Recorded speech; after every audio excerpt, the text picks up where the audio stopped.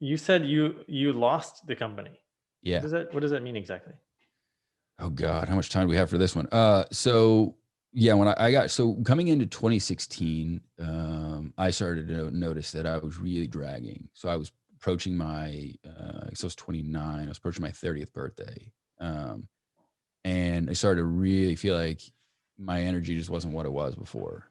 And so we had known for a few years that there was something going on. Like I just had a lot of issues health wise. And even going back to middle school, like, was put on antidepressants and ADD medications and things of that nature. But it started to get to the point where it was affecting like my normal human functions, right? Like not being able to go to the bathroom normally, right? Those kind of things, energy depletion, things of that nature, a lot of irritability, mood swings, stuff like that.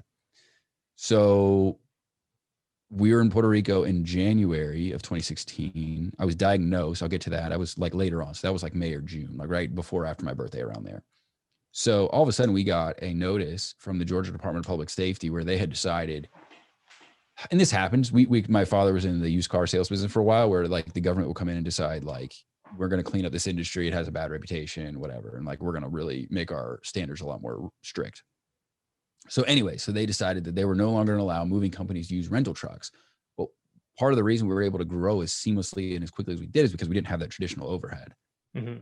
Probably some crony capitalism going on, if I'm being totally candid. Probably some of the big players like 2 Minute Truck got involved. Not them specifically. I'm not trying to get sued right now, Jesus. But probably someone like them came in and was like, look, here's the deal. These guys are doing this and like make this go away, right? So companies like us were getting the cease and desist visits from the sheriff. So we got one of those saying we can no longer use rental trucks. The process to go through to then be able to get your own trucks was quite ridiculous, because when you're a new company, think like you're 16, your insurance is really expensive because you just started driving. It's the same thing for business. So when you have a work comp policy, workers' compensation, you are in what's called an involuntary market, meaning like you're in the at-risk category, right? Because you're a new driver, like if you were driving, right? So in order to get somebody to do the underwriting for a truck policy, they require you to be in a standard market policy or standard market for your work comp, right? So truck policy requires standard market. So you have to get into a standard market.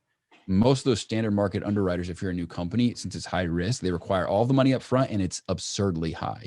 So mine was $125,000 up front just to get into a standard market, $30,000 to underwrite the policy for the truck, plus the acquisition of the truck, which is $30,000 to $50,000. I'm looking at a $200,000 investment to have one single truck and be legal compliance with the Georgia Department of Public Safety. That's absurdly ridiculous.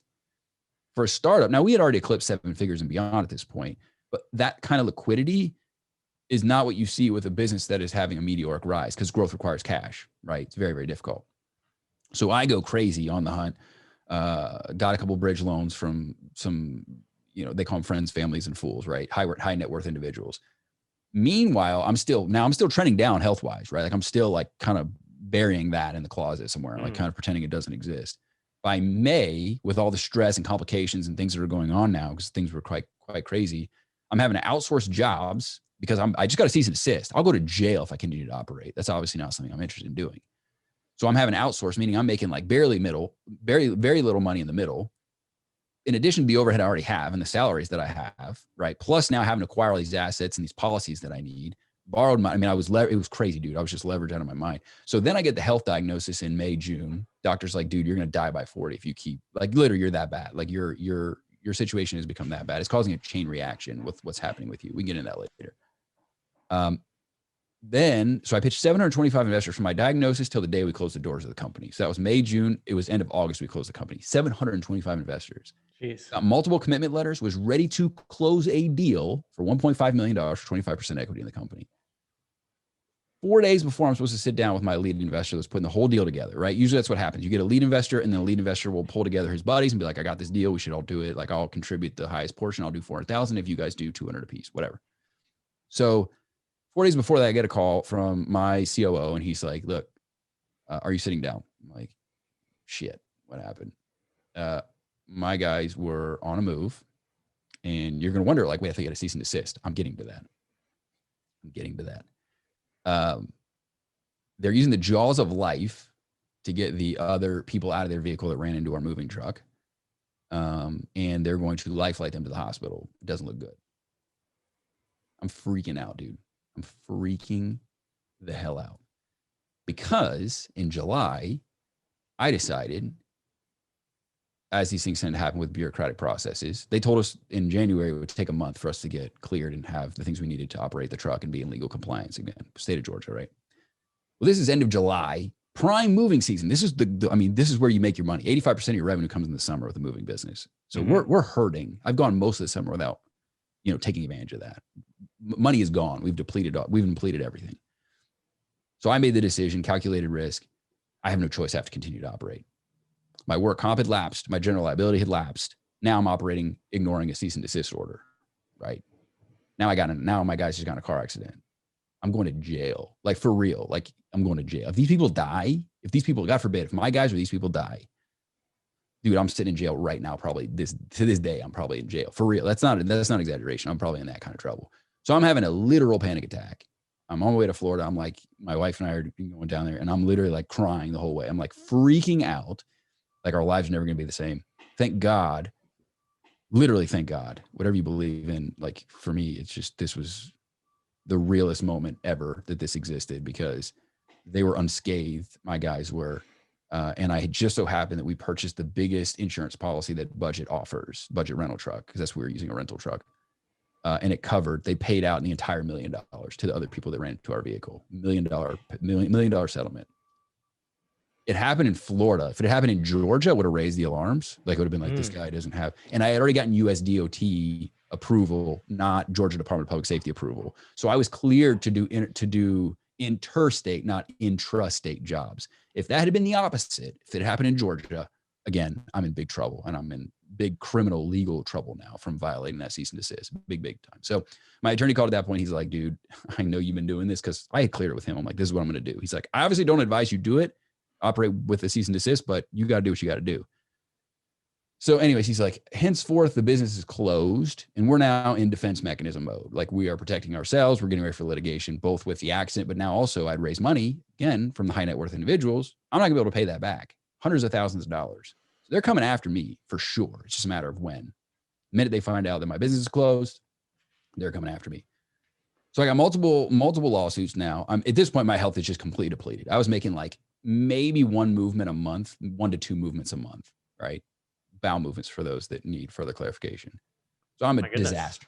I'm a train wreck. Health is depleted so bad. I'm literally having suicidal thoughts. Huh? Is poop just piling up in your? Oh yeah, no. The color of my skin was like more of like a greenish because I'm building up toxins in my body. I had to take heavy cleansers to be able to just flush my system, and I do that once a week just to be able to just not be backed up with toxins for sure. Wow, that's how Elvis died, right? I believe so. Yeah, I believe so. Yeah, just when you're that bad, when you start shutting down internally, you got big problems. You got to deal with it soon, or you're gonna have big problems. So we're like fighting to not get evicted because now we have no income. My wife, in the meantime, I had told her, like, look, she had clients, she had a healthy business, as a social media manager. I said, we got $1.5 million coming in. Go ahead and transition to selling courses online. We're good. So she fired all of her clients. We didn't get the money. And now we're like, holy crap, we're going to get evicted. She can't go back to the clients and be like, hey, I'm actually back, right? So it's like she was literally launching her flagship program, which is now a multi-million-dollar company, thank God. She was launching that in the middle of us driving to Florida to deal with that car accident. She's sitting there on a laptop, like just frantically like trying to like launch. And we got our first 75, 80 members paying monthly fee. And that like totally saved our ass. Wow. So yeah, so 2017, that was like August, September 2016. For the next like year and a half, man, I pretty much spent my life in bed. I identity crisis, depression, health is a disaster. Everything that I built myself up to be was gone. I felt like a fraud. I had these lawsuits, felt guilty that I like took these people's money and I was no way I was gonna be able to pay it back. They were accusing me. They like were trying to extort my parents, sending letters saying like, we're going to go to the Georgia Bureau of Investigation. And, because he did RICO and all this crazy accusation. I mean, you would have thought it was Al Capone if you looked at the actual complaints. It was the legal complaints. It was ridiculous. But when you've never been through that, it's terrifying, right? Like every time the door knocked for like a delivery or whatever, I was like, this is it. The sheriff's here to serve me. I'm getting sued. Literally for like a year. That's how I felt. So yeah, man. So that is the full story. And then around that time is when I started the podcast, but I felt horrible. And sometimes those episodes that I did, it was like the only thing I did that whole week. Like, and I felt so bad physically, health wise, that like people that are listening, not watching, but I was like this, just like leaning on my hand because I couldn't even sit upright. That's a true story. I couldn't even sit upright. I felt so bad. At this point, it had just caused it, like I said, caused a chain reaction where I was deficient in every possible category. My testosterone, all my essential vitamins and minerals and nutrients were just completely depleted, because when you're not absorbing things in your gut the way you should, everything's, you are what you eat. If you're not absorbing anything, your body just starts to just shut down. My thyroid, I was double zeros on my iodine, urinalysis, saliva analysis. My thyroid just wasn't working, which means you're not regulating your hormones the way you should.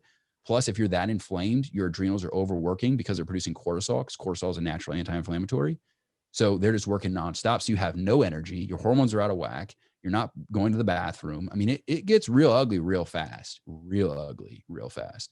So yeah, from that point forward, man, it was rebuild and regroup and figure out what to do going forward. And fortunately, I can say, I know we're not there yet, but fortunately, I can say like now I'm the healthiest I've ever been, not just recently, but ever in my life. Through what I learned through that experience. So it's been a blessing in disguise.